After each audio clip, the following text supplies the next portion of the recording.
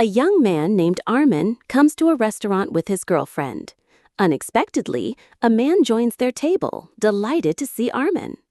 The man dials his daughter's number and tells her that he has just met her fiancé, who, for some reason, forgot to mention that he already has a girlfriend. Armin is forced to flee from his would-be relative.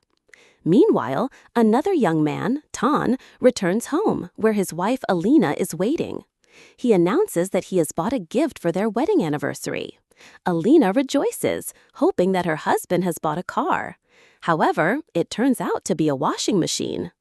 Disappointed, Alina sinks back onto the couch. Suddenly, her husband notices that their shared stash of savings is missing. Alina explains that she spent the money on a dress and mentions her friend, whose husband gave her a trip to Europe for their anniversary.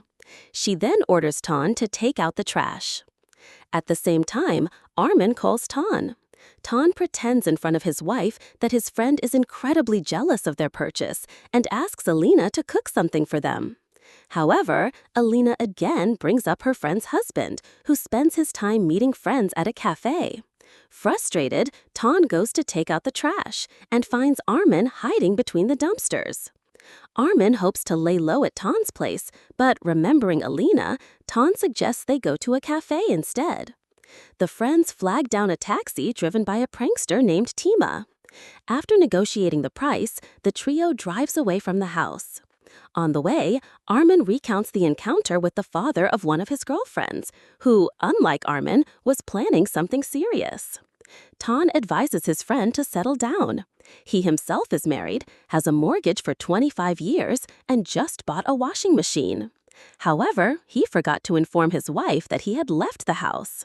He calls her, praising the new washing machine, but Alina sarcastically tells him to marry the washing machine and hangs up. Tima chimes in, noting that he has a perfect relationship with his car, which he affectionately calls his Swallow. Suddenly, the car gets stuck in traffic. The guys see a pink car on the roadside and a girl trying to figure out why her car won't start. She asks for their help, but they refuse, mocking her driving skills. They continue on their way until they are stopped by a patrol. It turns out that Tima's driver's license has expired. The officer orders the car to be towed to an impound lot. The guys are left without transportation and start hailing another ride. Unexpectedly, the same pink taxi pulls up. The girl admits that she normally doesn't drive men, but saw they needed help. At this moment, Tan remembers his wife, and Armin, unable to hold back, admits that they overheard what Alina said, so there's no need to idealize his marriage. Eventually, the guys conclude that all their problems are because of women. Tima jokes that he would have sorted things out with a female police officer. Armin dreams of a world where girls don't have brothers or fathers. Tan reflects on his wife's friend's husband, who always seems better than him. Suddenly, the driver, Sophia, amazed at their fantasies, offers to take them to a world where only women exist. Soon, they arrive at a bar, and Sophia refuses to take money from the friends, wishing them good luck. Tima leaves, while Armin and Tan enter the cafe and stop in shock.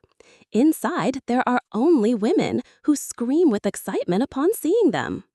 The guys don't understand the commotion, and soon drinks start arriving from all the tables. A waitress announces that everything here is free for them, and they can relax and enjoy themselves. Stunned, Armin reaches for his phone and suddenly notices that all his male contacts have disappeared. Tan causes laughter when he asks to switch the TV to a men's soccer match. The waitress explains that there are only 3 men in the world, and for a soccer game, they need at least 22 players. Remembering Sophia's words, Tan asks about the men's bathroom. The waitress apologizes, saying they never expected men to visit the bar. The guys rush outside, shocked to realize they are in a world of women. Tima suddenly appears, telling them that even the police officers here are women. Sophia approaches them again, confused by their surprise. Didn't they want to be in a world without men? They will spend an entire day in paradise, where there are no annoying friends, husbands, brothers, fathers, or male police officers. And they themselves are now listed in the Red Book. However, they won't be able to photograph or record anything. Those are the rules. No evidence of the women's world. Sophia returns the keys to Tima's car, which turns out to be nearby. In this world, towing his car is forbidden since he is the only male taxi driver. While the friends rejoice, Tan soon feels down, unsure of how Alina will react. Sophia reassures him that in their world, only a second will pass and no one will notice their absence. Armin suggests they make the most of their time, as such happiness may never come again. The guys rush to the car and drive around the city, enjoying all the attention. Tima starts planning the kind of fare he can charge here, while Tan asks to be taken home despite Armin's protest. Suddenly, they are stopped by a female police officer who treats men quite sternly. She orders Tima to get out of the car, but as he complies, she suddenly kisses him and runs off, apologizing for abusing her position. The trio ends up at a club where they party hard, reveling in the attention. Unexpectedly, a waitress whom Armin had flirted with earlier refuses to get acquainted, which stings his pride. When he insists, she explains that he's too arrogant and self-absorbed, then wishes him a good evening. Tan cheers up, happy that even in this world, women like her exist. The guys continue dancing and drinking until a security guard asks Tima to step outside, saying someone is waiting for him. Surprised, he goes to the door and sees Olga, the police officer. Pretending not to know her, he hides and returns to the others, reporting that the traffic cop has tracked him down. Tan eagerly supports the idea of leaving the club, desperate to get home. Armin insists they drop off their married friend and continue partying until morning. However, when the waitress brings the bill, it turns out to be huge. The rule of the club is that while the men drink and eat for free, they must pay for the women's orders. Armin suggests they stay until morning when their 24 hours will expire, but at that moment they see men all around them. Horrified, the three rush outside where Sophia is waiting. She reveals the main condition of their visit. Throughout these 24 hours, the men cannot refuse any request from women. Otherwise, they will be trapped forever in a world inhabited only by men. They had one chance to make a mistake, and they already used it. The guys empty their pockets, scraping together just enough cash to pay for their evening at the club. Tima then sees Olga standing by his car.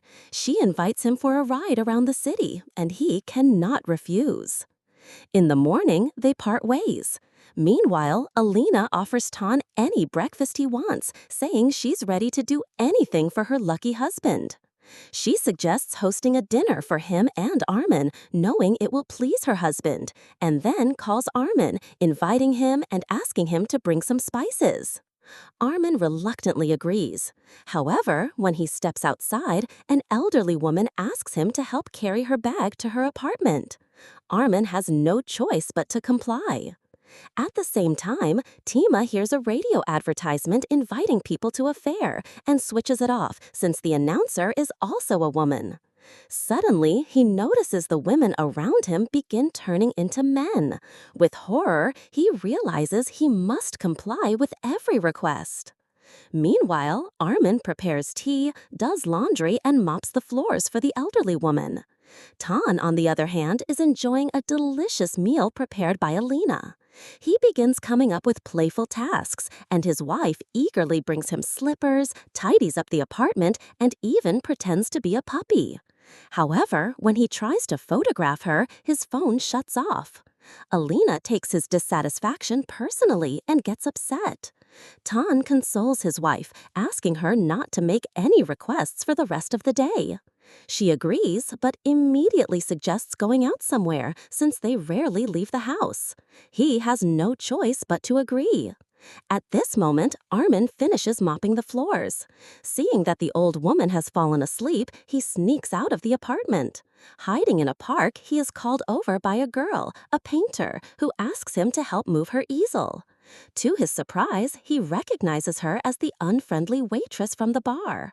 However, she smiles, explaining that she hated her job there, but this is her creative passion. She introduces herself as Diana. Meanwhile, Tima once again runs into Olga on the road. Following his GPS, he drives off, but Olga gives chase, demanding that he stop. Every time he stops, the female voice of the GPS urges him to keep driving. The chase continues for a while until Olga finally catches up, orders him to stop, and demands he follow her to the station. Tan and Alina are relaxing at a cafe. Tan immediately calculates how much he would have to pay for all the women present. When an argument erupts, the couple has taken a table that was reserved in advance. Alina suggests leaving, and Tan eagerly agrees. Meanwhile, Armand is strolling with Diana when a group of girls asks him to retrieve their kite from a tree. Climbing up, he manages to retrieve the toy but falls. Diana takes him to a cafe. They relax, talk, and seem to fall for each other. Suddenly, Diana begins to flicker, and Armin remembers the spices. Apologizing, he runs off, promising Diana he will find her. At the same time, Olga unexpectedly takes Tima to a hotel. Armin then receives a promotional offer and is forced to go to a beauty salon, where he undergoes all the treatments, including waxing. Meanwhile, Tan takes his wife to a memorable spot in the park where they used to love spending time. He treats her to sausage rolls, just like on their first date. Tima, unable to figure out how to escape from the overly affectionate Olga, hides in a bathroom. He sets a napkin on fire, triggering the fire suppression system and forcing everyone to evacuate the building. Meanwhile, Armin calls Alina to inform her that he bought the spices, but she tells him to come another time. He is happy to have fulfilled her request and hurries back to Diana. Unfortunately, he runs into the elderly woman again, who asks him for a massage.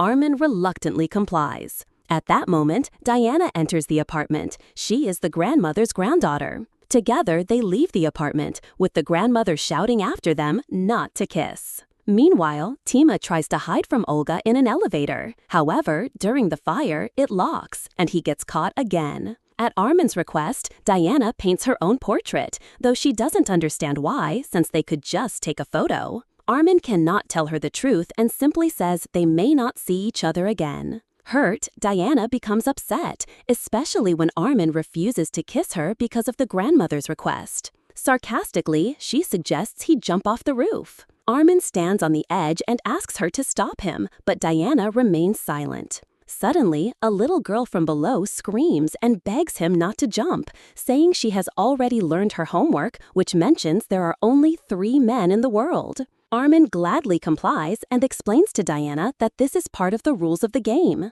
However, she only hears the word game, feels insulted, and leaves. Armin takes the unfinished portrait with him. The guys meet up and discuss their day when Sophia arrives. She explains that only those who were in her car can return to their world. Suddenly, Armin hijacks Sophia's taxi and speeds off to find Diana, determined to take her instead of Sophia. The problem is, he doesn't know where she lives.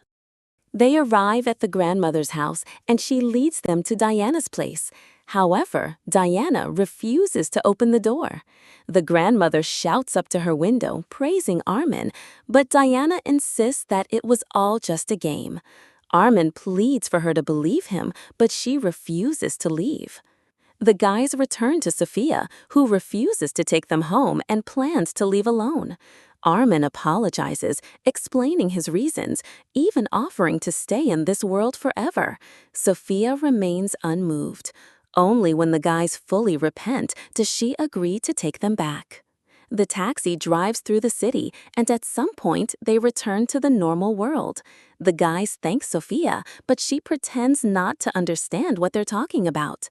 Just then, they respond to a request from another female taxi driver asking them to help push her car.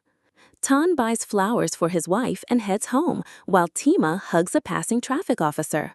Armin begins searching for Sophia in all the places they visited in her world, but without success. Later, Tan sells the washing machine and takes his wife to the park. Armin visits Diana's apartment, but another woman lives there with her very jealous husband. Meanwhile, Tan treats his wife to sausage rolls and gives her tickets to Paris. Tima retrieves his car and suddenly runs into Olga, who strikes up a conversation with him about his beloved car. The two find common ground.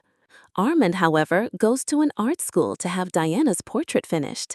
To his surprise, he sees Diana herself. They meet again for the first time and become a couple. During the credits, Tima takes Olga to a hotel, but this time he is wearing a police uniform, determined to tweak a few of her memories.